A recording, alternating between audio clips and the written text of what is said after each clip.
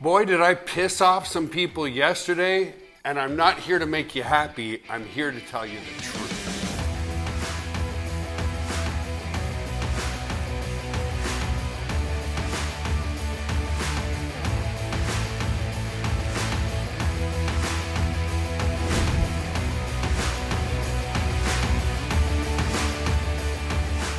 So it's not that this post went viral or anything like that, but yesterday, if you look on your screen right now, I made a post on Facebook that said, no leverage, no business. That's why I stopped becoming a personal trainer at age 21. And so obviously being in the fitness industry all of my life, I have some amazing friends back home who run fitness companies and are still personal trainers. And so they got on me really, really hard. And my whole purpose wasn't the fact that personal training is a bad industry to be in. It's just that for me, it wasn't really, really good because I've always been uninterested in trading time for money. So let's talk about that industry, how you can leverage that industry, and more importantly, how to create proper leverage in your business. Here's how not to do it. That is to leverage other people exclusively. And what I mean by that, I'll give you a concrete example. I had another friend who owned taekwondo schools, and he was making good money in his taekwondo school, probably 6 figures a year. So naturally, he went and opened up a second taekwondo school. So the only thing he could leverage was people and have instructors to teach at that other school. Well, guess what? Here's a tip for you. If you think that you run at a 10, your rock star employees will run at about a 7 or 8, and your average employee will run about a 5. So guess what happened? Because he had employees running his other taekwondo school, it never worked out. It doubled his overhead. He didn't make any money. He was forced to close the school. And then guess what? He's back to what? A job. To me, a job is trading time for money. And there's different quadrants of businesses where you're really just creating a glorified job. So coming back to the personal training, I used to do a lot of it when I was younger, and I'm thankful for it because I really enjoyed it. And another person said, oh, it's because you don't like it. No.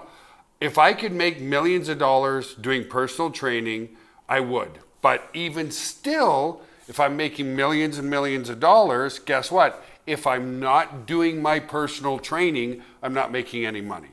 So here's how to create proper leverage in your business. And this is the number one thing that literally turned me on about starting an internet company.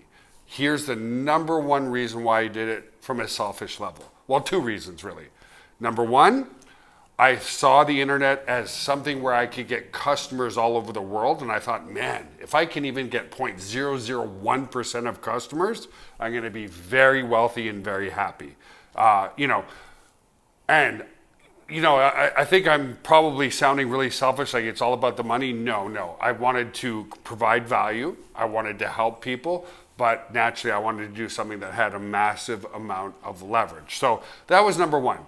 So if I ran a business in my local market and I only got 0.001% of that local population as a customer, I might make a living. But the number one thing on the internet that really attracted me is I thought I can get customers anywhere in the world, meaning if I even get 0.00001% of people in the world, I'm going to become extremely wealthy. That was number one. Number two is I loved the fact that I could leverage hardware and technology.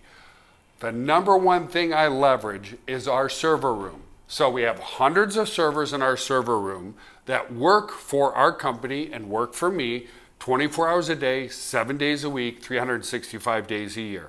Sometimes they break down, but guess what? If I have to replace a hard drive, it costs me $50.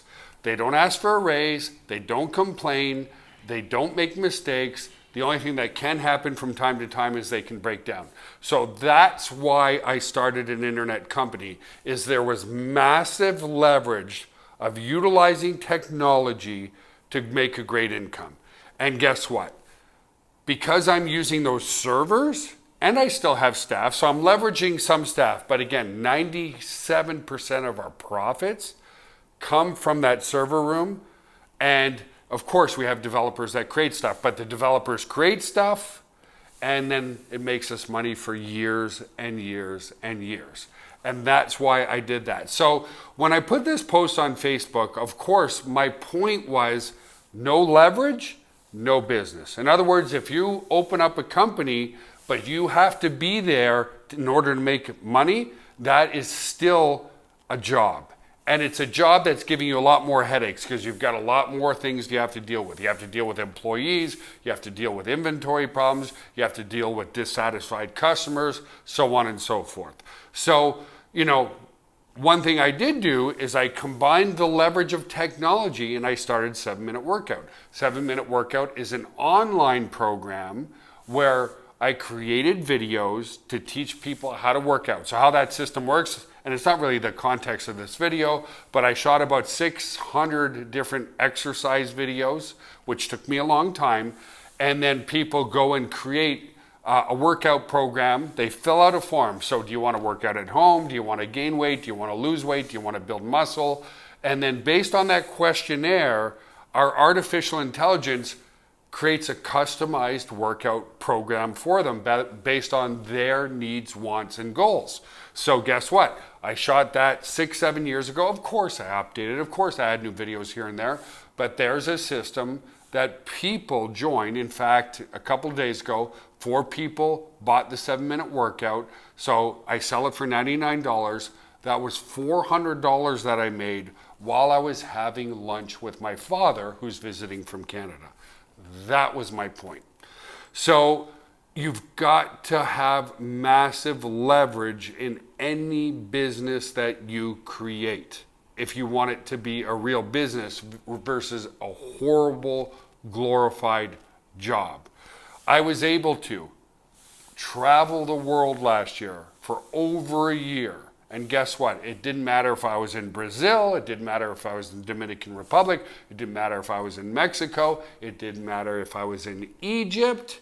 I was still making the same money. So folks, keep that in mind. If you're going to leverage, you cannot and will not just leverage people. Why?